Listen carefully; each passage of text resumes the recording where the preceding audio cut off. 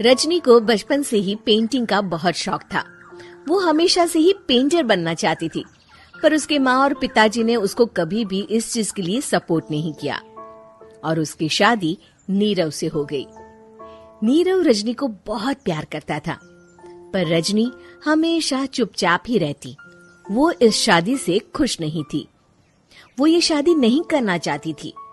उसे तो हमेशा से पेंटर जो बनना था। अपने इस सपने को वो नहीं पूरा कर पाई, इसलिए वो हमेशा उदास रहती थी। रजनी, बहुत ही बढ़िया फिल्म लगी है, कल देखने चले? नहीं जी, कल मुझे बहुत काम है, मैं नहीं जा पाऊंगी। अच्छा तो कोई बात नहीं, संडे को चलते हैं। देखिए, मुझे फिल्म देखना पसंद नहीं है। आपको जाना है तो चले जाइए। नीरव को मना करके रजनी वहाँ से चली जाती है और अपने बैग को खोलकर उसमें बंद पड़े ब्रश और कलर्स को देखकर रोने लगती है।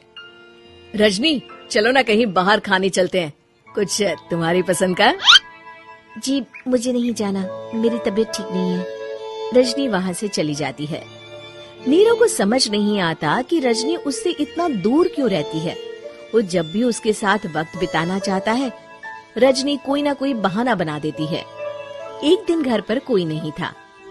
रजनी घर का सारा काम जल्दी से खत्म कर लेती है। घर पर अकेले होने के कारण वो सोचती है कि वो आज पेंटिंग करेगी। वो अपने कमरे में जाकर पेंट ब्रशेस और कलर्स निकालकर जैसे ही कलर मिक्स कर रही होती है कि दरवाजे पर बेल बज जाती है। अब कौन आ गया इस वक्त? इतनी मुश्किल से तो मुझे पेंट करने का मौका मिला है। रजनी दरवाजा खोलती है तो उसकी सास अपनी सहेलियों के साथ खड़ी होती है और सब घर के अंदर आ जाते हैं। अरे बहू, सबको शरबत बनाकर पिला दे, बाहर तो बड़ी गर्मी है। उफ। जी। रजनी पेंट ना कर पाने से उदास हो जाती है।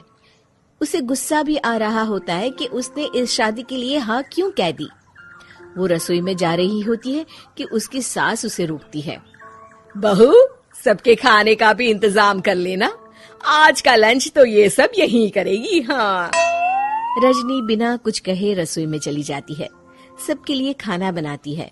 सब खाना खाते हैं और रजनी घड़ी देखती है कि ये सब कब जाएंगे ताकि वो अपनी पेंटिंग कर सके। जब शाम होती है तब सब चले जाते हैं अपने घर। अरे बहू, सब तेरे खाने की तो बहुत तारीफ कर रहे थे, सबको बहुत अच्छा लगा खाना। आपको मुझे सुबह बताना चाहिए था ना कि आपकी सहेलियां आ रही हैं। पता भी है कितना वक्त लगा सारा खाना बनाने में। अरे बहू, तू ऐसे कैसे बात कर रही है मुझसे? तो और कैसे बात करूं? मैं इस घर की कोई नौकरानी नहीं हूँ कि इतना काम करूंगी। रजनी अपने कमरे में जाकर दरवाजा बंद कर लेती है। शाम को जब नीरव आता है तो उसकी माँ उसे पूरी घटना के बारे में बताती है। क्या रजनी ने आपसे इस तरह बात की माँ? हाँ, और पता नहीं उसे क्या हो गया है, शाम से बाहर भी नहीं आई है। मैंने तो कई बार आवाज दी, खाना भी नहीं खाया उसने। तू ही बात करके देख ले बेटा। नीरव अपने कमरे का दरवाजा खटखटाता है। रजनी, दरवाजा खोलो, मैं हूँ। रजनी दरवाजा खोलती है और फिर वापस जाकर अपने बिस्तर पर लेट जाती है।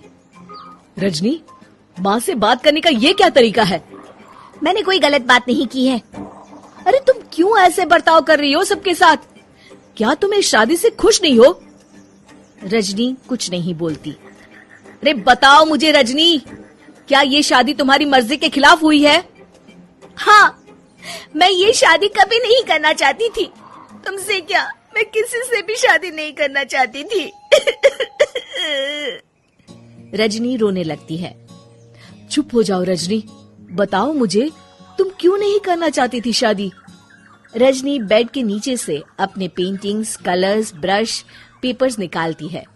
इतने में उसकी सास भी कमरे में आ जाती है। ये देख रहे हो, ये थे मेरे सपने। मैं पेंटर बनना चाहती थी, पर माँ पापा ने कभी सपोर्ट नहीं किया और मेरी शादी करवा दी। मेरे सारे सपने टूट गए। हर वक्त बस गुस्सा आता रहता है मुझे। मैं जानती हूँ कि आप लोगों की इसमें कोई गलती नहीं है, पर मैं क्या करूँ, मुझे समझ में नहीं आता।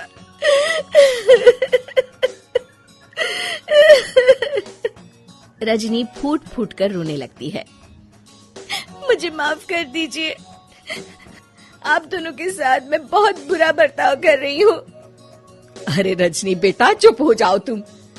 नीरव पानी लेकर आता है। ये लो पानी पियो और शांत हो जाओ।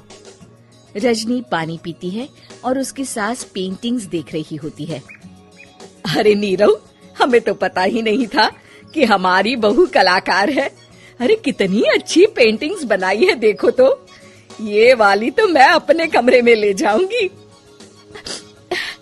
आपको ये पेंटिंग्स अच्छी लगी? अच्छी नहीं, बहुत अच्छी लगी। और तुमने हमें बताया क्यों नहीं? तुम जब चाहे पेंटिंग कर सकती हो रजनी। हम तुम्हारे सपनों को पूरा करने में तुम्हारा पूरा साथ देंगे। हाँ बेटा, हम कला की कद्र करते हैं। हम कलाकार तो नहीं, पर मुझे गर्व है कि मेरी बहू एक कलाकार है। रजनी, नीरव और सास तीनों हंस पड़ते हैं।